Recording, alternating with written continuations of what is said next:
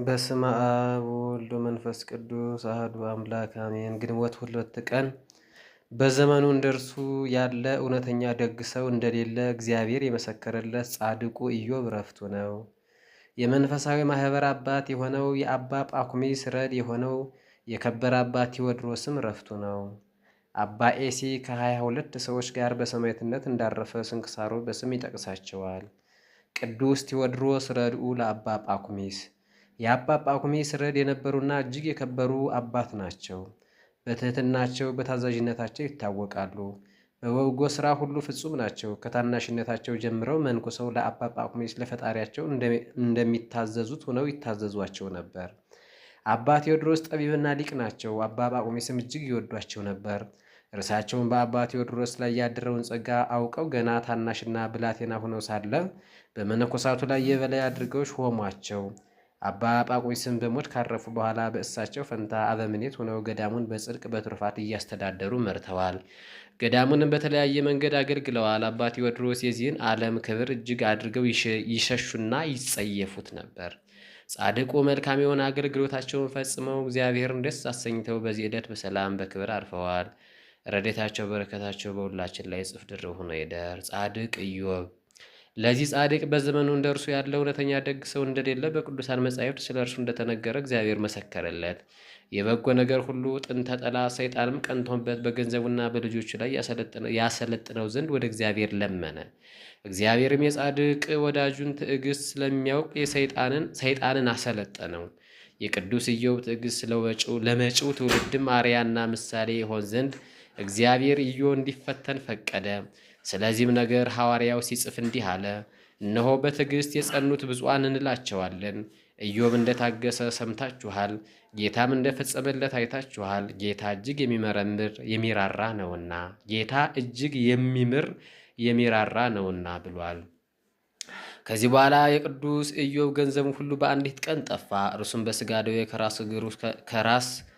ከራስ እግሩ እስከ እግር ጥፍሩ ድረስ ተመታ። በዚያም በአስጨናቂ ደዌ ውስጥ እየኖረ እግዚአብሔርን ሁልጊዜ ያመሰግን ነበር። ደዌ ሲባል እንዲህ በቀላሉ አይደለም፣ በጣምም እስከ ምሽተት ድረስ የደረሰ ነበር። አንዲት ቃል እንኳን በመናገር በእግዚአብሔር ላይ አላጉረመረመም። ይህ ሁሉ መከራ በሱ ላይ ሲወርድ ይልቁንም እንስሶችና ገንዘብ ሁሉ በጠፉ ጊዜ እግዚአብሔር ሰጠ፣ እግዚአብሔርም ነሳ፣ የእግዚአብሔር ስም የተመሰገነ ይሁን አለ። በመከራ በነበረበት ዘመንም በተራራ ላይ ተጥሎ ሳለ የወዳጆቹና የሚስቱ ዘለፋ በዝቶበት ነበረ። ሚስቱም እንዲህ አለችው፣ እስከ መቼ ድረስ በሞኝነት ትኖራለህ? እንግዲህስ እግዚአብሔርን ስደበውና ሙት። ዳግመኛም እግዚአብሔርን ደጅ ጠነዋለሁ፣ መከራውንም እታገሰዋለሁ፣ የቀድሞ ኑሮዬን ተስፋ አደርጋለሁ ትላለህን? እንዲህ እንዳትሆን እንሆ ከዚህ ዓለም ስም አጠራር ጠፋ፣ ሴትና ወንድ ልጆች ሞቱ። ከእንግዲህ እግዚአብሔርን የማይገባ ቃል ተናግረው ሙት አለችው። ጻድቅ ቅዱስ ኢዮብም እንዲህ አላት፣ ስርዓት እንዳልሰራባቸው ከአሕዛብ ሴቶች እንዳንዲቱ ተናገርሽ። ከዚህ ቀደም በጎውን ነገር ከእግዚአብሔር እጅ ተቀበልን፣ ከዚህ በኋላ ደግሞ መከራውን አንታገስምን አላት። ጻድቅ ቅዱስ ኢዮብን ባገኘው እጅግ አሳዛኝ መከራ ሁሉ ጌታን የበደለው በደል የለም። እርሱም ወርቅ በእሳት እንዲፈተን ፈጽሞ ተፈተነ። የትዕግስቱም ጽናት ካየ በኋላ እግዚአብሔርም በደመና ውስጥ ተነጋገረው፣ ከደዌውም ፈወሰው። ጥሪቱንም ሁሉ ከቀድሞ እጥፍ አደረገለት። ሌሎች ልጆችም ሴቶችና ወንዶችንም ሰጠው። ኢዮብም ከደዌው ከተፈወሰ በኋላ 170 ዘመን ኖረ። አጠቃላይ ዘመኑም 248 ዓመት ነው። እግዚአብሔርን አገልግሎ በበጎ ሽምግልና ሆኖ በዚህች ዕለት በሰላም አረፈ። ረድኤቱና በረከቱ በሁላችን ላይ እጥፍ ድርብ ሆኖ ይደር። የኢዮብ አማላጅነት። እግዚአብሔር ስለ ጻድቁ ስለ ኢዮብ ሃይማኖትና በጎ ምግባር ብቻ ሳይሆን ስለ ኢዮብ አማላጅነትን መስክሮለታል። ጻድቅ ኢዮብ በታመመበት ወቅት በዚያው በዙሪያው ቆመው በቁስሉ ላይ ጥዝጣዜን ሲጨምሩበት የነበሩ 3 ጓደኛሞች ላይ እግዚአብሔር ተቆጥቶ ነበር። እግዚአብሔር ከ3ቱ የኢዮብ ወዳጆች ለአንዱ ለቴማናዊው ኤልፋዝ እንደ ባሪያዬ እንደ ኢዮብ ቅንን ነገር ስለኔ አልተናገራችሁምና ቁጣ ባንተና በሁለቱ ባልንጀሮች ላይ ነዷል አለው።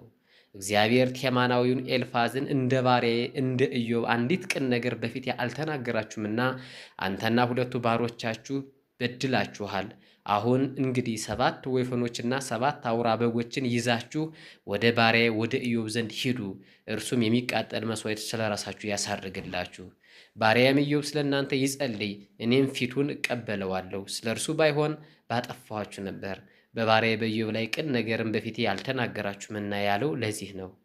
ሊቁ አባ ጊዮርጊስ ዘጋስጫም በመዓዛ ቅዳሴው ላይ እመቤታችንን የኢዮብ ደመና ማርያም ሆይ በረድኤትሽ ነይ በማለት አመስግኗታል። እግዚአብሔርን ጻድቁ ኢዮብን ከደዌው ፈውሶ ምሕረትን ሊሰጠው ሲል በደመና ተገልጦ ድህነትን እንደሰጠው ሁሉ በዘመነ ሐዲስም እግዚአብሔር ደዌ ነፍስ ጸንቶባቸው የነበሩ ሰዎችን ለማዳን ሲል ከድንግል እናቱ ከስጋዋ ስጋ ከነፍሷ ነፍስ ነስቶ ተወልዶ ምሕረትን ለዓለም ሁሉ ሰጥቷልና። ስለዚህ ነው ሊቁ የኢዮብ ደመና ማርያም ሆይ በረድኤት ነይ ማለቱ። ዳግመኛም እመቤታችን በፍቅሯ በቃል ኪዳና ከቁስለ ስጋ ከቁስለ ነፍስ ከዘላለም ሞት የምንድንባት ናትና አባቶች የኢዮብ የሰሜናዊው ምስራቅ አምባ መጠጊያው ማርያም ይህች ናት። ዳግመኛም በቁስለ ሥጋ በታመመ ጊዜ የኢዮብ የልመናው መቀበያ አንቺ ነሽ በማለት አማላጅነቷን አመስጥረው አመስግነዋል።